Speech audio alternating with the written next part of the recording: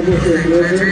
আমাদের আজকের অনুষ্ঠানে সম্মানিত অতিথি হিসেবে আমাদের মাঝে রয়েছেন ত্রিপুরা বিধানসভার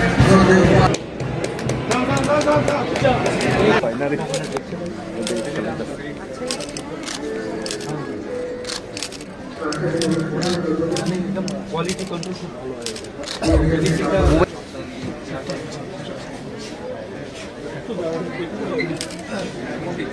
परफ्यूम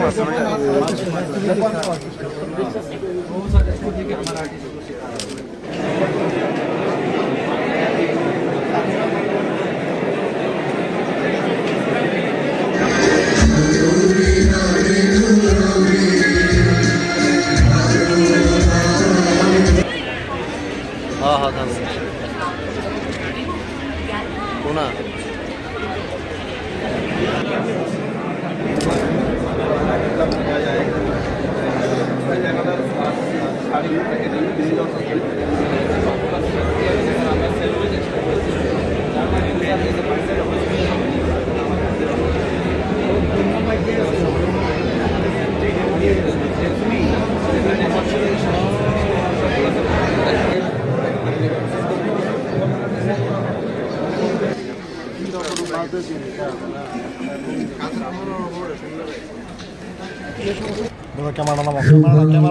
कल्याणम आरोग्यम धन संपद शत्रुबुद्धि विनाशाय दीपज्यते नमस्तुते। ओम शांति ओम शांति ओम शांति।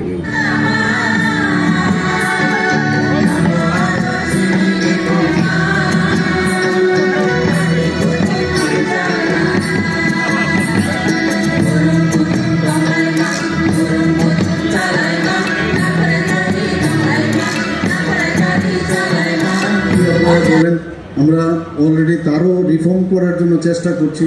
পারফর্মিং যে বিষয় সেই জায়গায় বিজনেস রিফর্ম অ্যাকশন প্ল্যান সেটাও আমরা এখানে অলরেডি আমরা করেছি। বিভিন্নভাবে আমাদের যেসব পলিসি প্রচুর পলিসি আমরা করেছি যাতে করে মানুষ বাইরের থেকে এসে খুব ইজ অফ ডুইং বিজনেস এখানে স্বাগত পোর্টাল আমরা করেছি।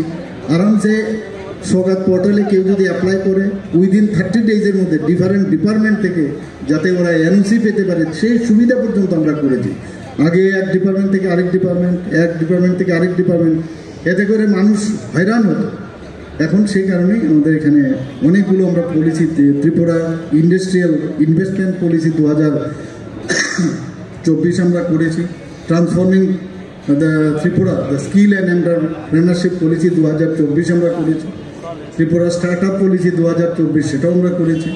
উত্তর পূর্ব ট্রান্সফরমেটিভ ইন্ডাস্ট্রিয়ালাইজেশন স্কিম উন্নতি সেটাও আমরা আমাদের সেন্ট্রাল গভর্নমেন্ট করেছে, আমরাও সেই দেশে আমরা কাজ করেছি। টিপিস যেটাকে Tripura industrial investment incentive scheme যেটা আমি একটু আগে উল্লেখ করেছি সেই ব্যবস্থা আমরা করেছি। শুধু তাই নয়, আমরা ইপাত নামে অর্থাৎ investment promotion agency of Tripura, বাইরের থেকে যদি কেউ আসতে চায় তাহলে এই এজেন্সির সাথে কথা বলবে, তার ইন্টিগ্রিটি সম্পর্কে খবর নেবে, সেইভাবে আমাদের তাদেরকে অ্যালাউ করা হবে জমি দেওয়া, লিজ দেওয়ার থেকে আরম্ভ করে ইনসেন্টিভ দেওয়ার থেকে, ইভেন তারা যদি গ্যাস ভিত্তিক গ্যাসের যদি প্রয়োজন হয় গ্যাসেরও সাবসিডি দেওয়া যায়, ইলেকট্রিসিটিরও আমরা সাবসিডি আমরা দিচ্ছি। বিভিন্নভাবে আমরা চেষ্টা করছি যাতে ত্রিপুরাতে মানুষ বাইরের থেকে আসতে পারে, এবং আমি আশা করি যে আগামী দিন আমরা যেভাবে আমাদের দপ্তর এবং আমাদের সরকার কাজ করছে এখানে যে ত্রিপুরার যে অগ্রগতি কেউ রুখতে পারবে না। বেস্ট পারফর্মিং স্টেট হিসাবে এখন নর্থ ইস্টার্ন জোনের মধ্যে ত্রিপুরা কিন্তু তার নাম লিখে রেখেছে। এর মধ্যে আমাদের যে 9টি শিল্প এলাকা আছে সেটার যাতে আরও ইনফ্রাস্ট্রাকচার আমরা ডেভেলপ করতে পারি, এডিবি থেকে প্রায় 720 কোটি টাকার মতো আমরা আর্থিক সহায়তা সেটারও অনুমোদন হয়েছে। যদি আমরা এই ইনফ্রাস্ট্রাকচার যদি প্রপারলি আমরা না করি তাহলে কিন্তু বাইরের থেকে কেউই আসবে না। ত্রিপুরা রাবার কন্ট্রাক্ট 2024 সেটা আপনারা জানেন আমরা সেটা করেছি। টি অকশন সেন্টার আমরা এখানে করেছি। Upgradation of 19 industrial training institute with tata technologies এদের সাথে আমরা মুভ করেছি। আমাদের যে 19টা যে আইআইটি আছে আমাদের এখানে সেগুলোর মধ্যে কিন্তু আগের পুরনো স্ট্রাকচার ছিল, এখন নতুন করে ওদের সাথে করাতে সেখান থেকে আমাদের ছেলে মেয়েরা যখন পাস করবে প্রায় ওনারা আমাদের যে বলল যে প্রায় 5,000-এর মতো স্টুডেন্ট সেখান থেকে বেরোবে এবং 100% তাদেরকে অ্যাবজর্ব করবে। শুধু ত্রিপুরাতে নয়, ইন্ডিয়াতেও নয়, ইভেন বিদেশেও ওনারা পাঠাবে। তো আমরা সব জায়গায় আমরা চেষ্টা করছি যাতে করে এখানে কর্মসংস্থানও হয় এবং ত্রিপুরার ডেভেলপমেন্টও যেন চোখে দেখা যায়। এবং আমি শিওর যে মাননীয় প্রধানমন্ত্রীজি যেভাবে বলছেন যে আগামী দিন ত্রিপুরাকে এবং ভারতকে এক ভারত শ্রেষ্ঠ ভারত, এক ত্রিপুরা শ্রেষ্ঠ ত্রিপুরা তৈরির যে চিন্তাভাবনা নিশ্চয়ই আমরা করব, কিন্তু তার জন্য আপনাদেরও সাহায্য লাগবে। সবাইকে অসংখ্য ধন্যবাদ। এবং আজকে এই 35th Tripura industries and commerce fair 2025-এ তার উত্তরোত্তর শ্রীবৃদ্ধি ঘটুক সে আশা রেখে সেটা সাকসেস হোক। আমি আমার বক্তব্য শেষ করছি। নমস্কার, জয় হিন্দ।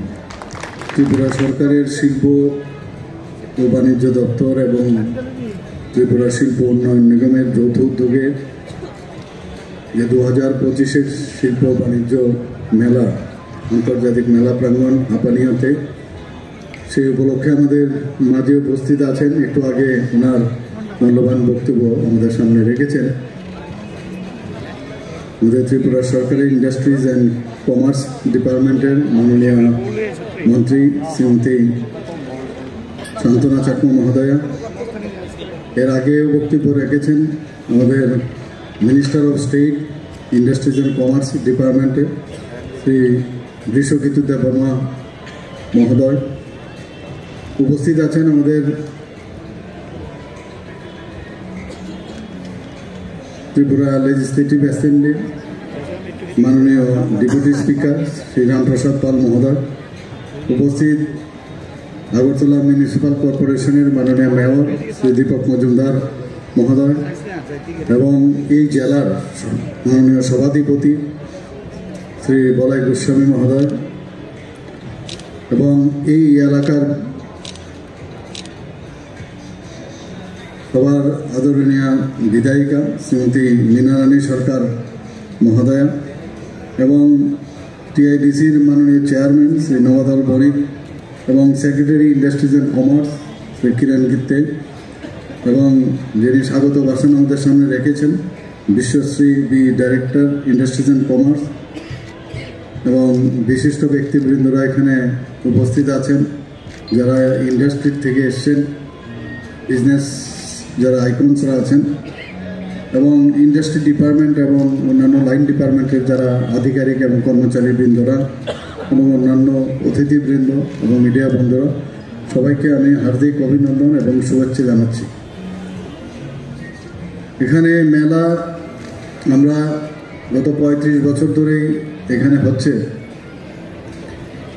এবং মেলাতে আসার যে মূল উদ্দেশ্য বা এই মেলাকে আয়োজন যে ত্রিপুরা শিল্প উন্নয়ন নিগম এবং ত্রিপুরা সরকারের শিল্প বাণিজ্য দপ্তর যৌথভাবে করে, তার মেইন উদ্দেশ্য হচ্ছে যে আমাদের ত্রিপুরাতে কী ধরনের প্রোডাক্টস তৈরি করা যায় বা আগামী দিন করা যাবে বা এখন কীভাবে ইনোভেটিভ ওয়েতে আরও নতুন নতুন কী কী প্রোডাক্ট তৈরি করা যায় এবং সময়ের তাগিদে মানুষের চাহিদা অনুযায়ী কী প্রোডাক্টস তৈরি করা যায় সেগুলোকে নিয়ে এখানে সংবাদ। এবং আমরা দেখেছি যে যেভাবে যারা আমাদের লোকাল যারা ইন্ডাস্ট্রিয়ালিস্টরা আছে, যারা ব্যবসার সাথে যুক্ত আছে, তারা কিন্তু আগের আজকে যদি আমরা 35 বছর আগের ইন্ডাস্ট্রি মেলার দেখি এবং তার যে প্রোডাক্ট এবং তার যে আয়োজন, তার থেকে ফার ফার বেটার কিন্তু এখন। অর্থাৎ আত্মবিশ্বাস, যেটা মাননীয় প্রধানমন্ত্রী নরেন্দ্র মোদীজি যেটা বলেন যে সেলফ রিলায়েন্স আমাদের দরকার, এবং সেই বিষয়টা কিন্তু এখন চোখে পড়ছে। এবং আমি আশা করি এই ধরনের যে মেলা, তাতে আরও প্রেরণা পেয়ে আগামী দিন ইন্ডাস্ট্রিগুলো আরও ডেভেলপ করবে ত্রিপুরাতে। এমএসএমইর মাধ্যমে আমাদের চেষ্টা করছি এখানে যাতে বাইরের থেকে হোক বা আমাদের ত্রিপুরার যারা ইন্ডাস্ট্রিয়ালিস্টরা আছে বা স্টার্ট আপের মাধ্যমেই হোক, আমাদের ছেলে মেয়েরা যাতে এই ইন্ডাস্ট্রিমুখী হয়, তার জন্য আমরাও চেষ্টা করছি। বিভিন্ন পলিসি আমরা এনেছি, বিধানসভায়ও আমরা বলেছি অনেক কী কী পলিসি আমরা এনেছি। তো সেই কারণে মানুষ কিন্তু অনেক আসছে, বাইরের থেকে যেরকম আসছে আমাদের ত্রিপুরার যারা অনেকে বেকার যুবক যুবতী বলে, কিন্তু এখন কিন্তু স্টার্ট আপ ইন্ডিয়া এবং স্টার্ট আপ ত্রিপুরা একটা মেলা কিছুদিন আগে হয়েছিল প্রজ্ঞা ভবনে, সেখানেও আমি দেখেছি যে আমাদের ছেলে মেয়েরা এত সব সুন্দর সুন্দর জিনিস নিয়ে আসছে, এত ইনোভেটিভ আইডিয়া, এবং প্রধানমন্ত্রীজি এটার উপরে জোর দিয়েছেন যে মানে জব সিকার না হয়ে জব প্রোভাইডার হবে, এন্টারপ্রেনার, সেই দিশায় এখানে কাজ করছে। চাকরি দিয়ে সবাইকে খুশি করা যাবে না, এবং এই ধরনের যখন ইনোভেটিভ ইন্ডাস্ট্রিয়ালিস্ট হবে বা এন্টারপ্রেনার হবে, নিজেও যেমন মানে এটার মধ্যে অ্যাবজর্ব হবে এবং অন্য আরও 10 জন 100 জন লোকেরকে উনি কাজও দিতে পারবে, এবং সেটাই মেইন উদ্দেশ্য। আমাদের এই ধরনের মাইন্ডসেট আগে ছিল না, কিন্তু বর্তমানে আমরা দেখতে পাচ্ছি এই ধরনের মাইন্ডসেট আমাদের ভারতবর্ষের অন্যান্য প্রদেশের সাথে সাথে ত্রিপুরাতেও কিন্তু সেই ধরনের মাইন্ডসেট এসছে। আমি ধন্যবাদ দেব যুবক যুবতীদের, তারা এই ধরনের এখন ভাবছে যে না আমিও কিছু করতে পারি। পটেনশিয়ালের কোনো অভাব নেই, আমাদের ত্রিপুরার ছেলে মেয়েদের পটেনশিয়ালের কোনো অভাব নেই। মাননীয় প্রধানমন্ত্রীজি বারবার বলছেন যে এতদিন ধরে বিভিন্ন ক্ষেত্রে পড়াশোনা করে পাশ করে বসে থাকে, কিন্তু তার কোনো প্ল্যাটফর্ম পেত না যে আমি কিভাবে কোথায় যাব, যে কারণে এখন ফাইন্যান্সিয়ালি তাদেরকে হেল্প করার যেসব সুযোগ সুবিধা সেগুলো দেওয়া হচ্ছে, বিভিন্নভাবে মানে ইনসেন্টিভ দেওয়া হচ্ছে এবং রিভলভিং ফান্ড দেওয়া হচ্ছে, ব্যাংকের মাধ্যমে সাহায্য করা হচ্ছে। এই ধরনের সুযোগ আগে কোনো অবস্থায় ছিল না, এখন এই ধরনের সুযোগ যেহেতু এসছে, ছেলে মেয়েরা এখন বুঝতে পারছে যে আমার আসলে কোন দিশায় যেতে হবে। এক একটা সাবজেক্ট ওয়াইজই হোক, মানে টেকনিক্যালি পাস করুক, বিভিন্ন বিষয় নিয়ে পাস করুক, পাস করার পরে পড়াশোনার পরে বুঝতে পারতো না কী করবে, এখন কিন্তু সেই সুযোগটা এসছে। আজকে এখানে অত্যন্ত খুশির বিষয় যে আমাদের এখানে ত্রিপুরার জিএসডিপি আগের থেকে বলা যায় ডাবল, কিন্তু ত্রিপুরার জিএসডিপি বেড়েছে। যদি আমি 2013-14 কথা বলি তো সেখানে 25.59,000 করোড় ছিল জিএসডিপি, আর আজকে 2023-24 আমাদের যে জিএসডিপি হয়েছে সেটা 82,000 করোড় হয়েছে।